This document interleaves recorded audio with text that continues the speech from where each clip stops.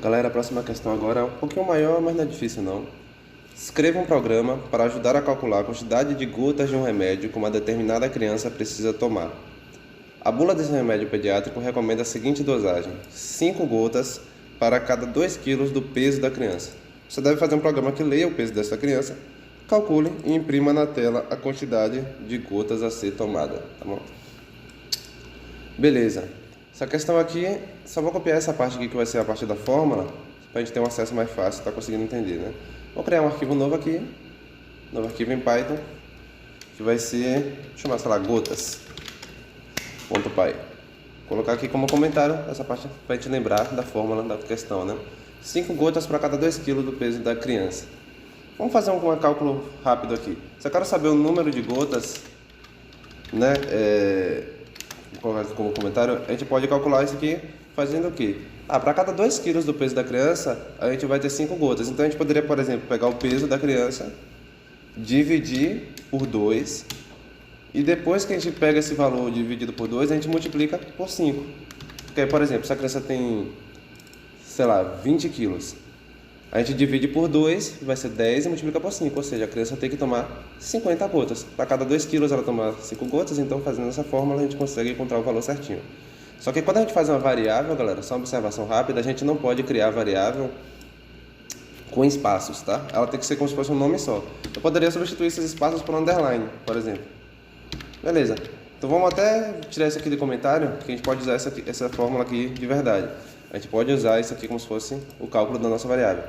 O número de gotas vai receber o valor que está do lado direito, que é o que? O peso dividido por 2 e multiplicado por 5. Beleza? Só que o que é esse peso? Perceba que o nome aqui está vermelho porque a gente não criou essa variável ainda. Vamos criar aqui, né? O ambiente de desenvolvimento ajudou a gente a perceber esse erro.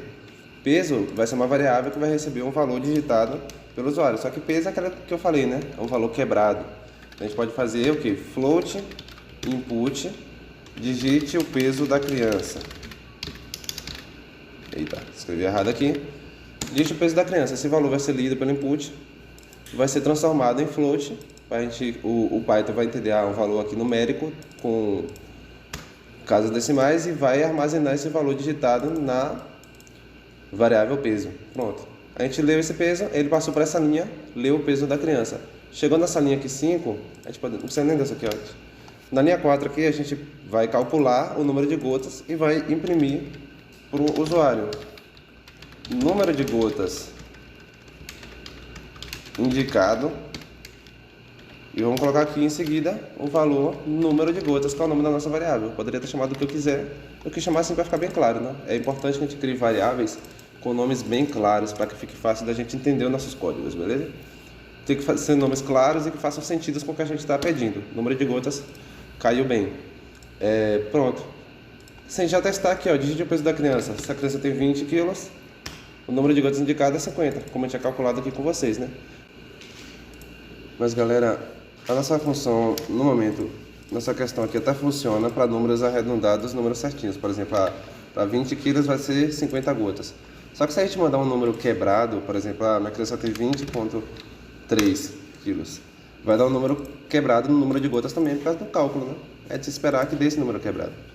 E aí a gente pensa, será que faz sentido que a minha criança vai tomar um remédio, vai tomar 50,75 gotas? Não faz sentido, né? Gota não é um valor que a gente consegue medir assim em casos decimais, é sempre o número inteiro. Como é que a gente pode estar resolvendo isso? Tem várias alternativas, a gente pode estar fazendo a divisão inteira para resolver isso. O que é a divisão inteira? É uma divisão que vai dividir o valor aqui que você pediu, o numerador para o denominador, e vai ignorar o resto da divisão. Como é que a gente representa a divisão inteira no Python? A gente tem que colocar 2 barrinhas seguidas. Vocês vão ter uma aula mais específica de operadores para vocês lembrarem disso aqui, tá?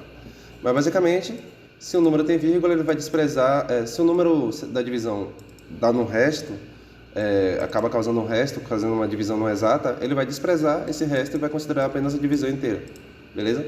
Se a gente testar agora de novo, por exemplo, com 20,3 quilos novamente, ele vai fazer um número de gotas indicado de 50 gotas. Aí já vai fazer mais sentido, né?